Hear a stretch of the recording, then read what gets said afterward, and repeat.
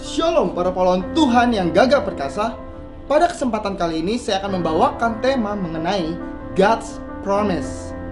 Pengertian janji menurut KBBI adalah kesediaan dan kesanggupan seseorang untuk melakukan sesuatu kepada orang lain, atau kesepakatan yang dibuat antara dua orang untuk berbuat sesuatu. Orang yang menerima janji Tuhan adalah setiap orang yang tetap setia dan berpegang teguh pada janji Tuhan hingga pada akhirnya. Contoh, dalam Alkitab kita dapat melihat Yusuf.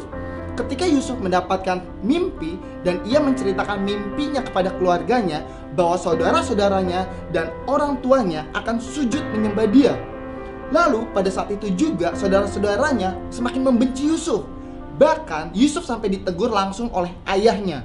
Dan fakta yang dihadapi Yusuf seperti yang kita tahu bahwa ia dibuang, dijual oleh saudara-saudaranya dan dijadikan budak, difitnah dan dipenjara hingga pada akhir ceritanya tentu kita tahu bahwa Yusuf menjadi orang terbesar nomor 2. Apakah saudara sekarang sedang mengalami seperti yang Yusuf alami?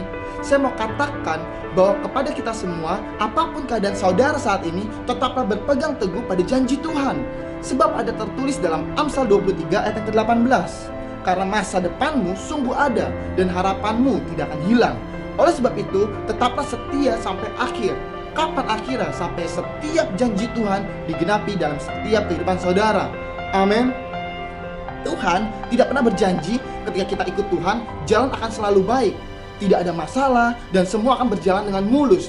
Tetapi Tuhan berjanji bahwa masa depan kita penuh dengan harapan. Yeremia 29 ayat 11 dikatakan bahwa sebab aku mengetahui rancangan-rancangan apa yang ada padaku mengenai kamu.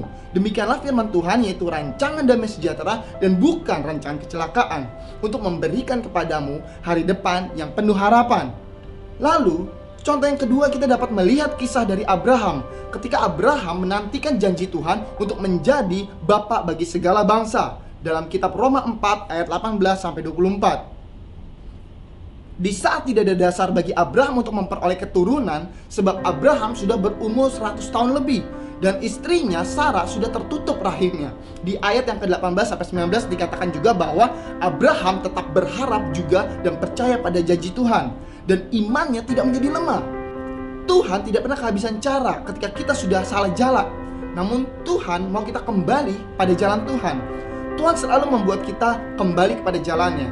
Ibarat kata nasi sudah menjadi bubur, tetapi sorga menyiapkan ayam, cakwe, telur, emping, kacang, dan bumbunya, sehingga bubur tersebut dapat dinikmati oleh banyak orang dan menjadi berkat. Ada 3 cara kita agar dapat mengalami janji Tuhan.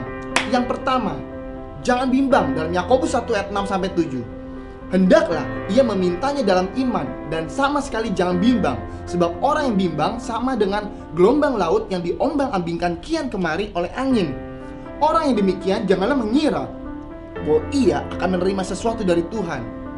Lalu yang kedua, perkuat iman kita. Bagaimana caranya supaya kita memperkuat iman kita?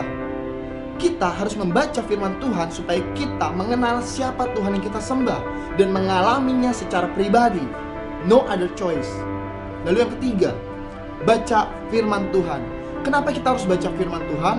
Yaitu supaya roh kita menyala-nyala kembali dan menjadi kuat, lalu dapat membangkitkan iman kita kembali sehingga kita dapat menerima setiap janji-janji Tuhan. Amin.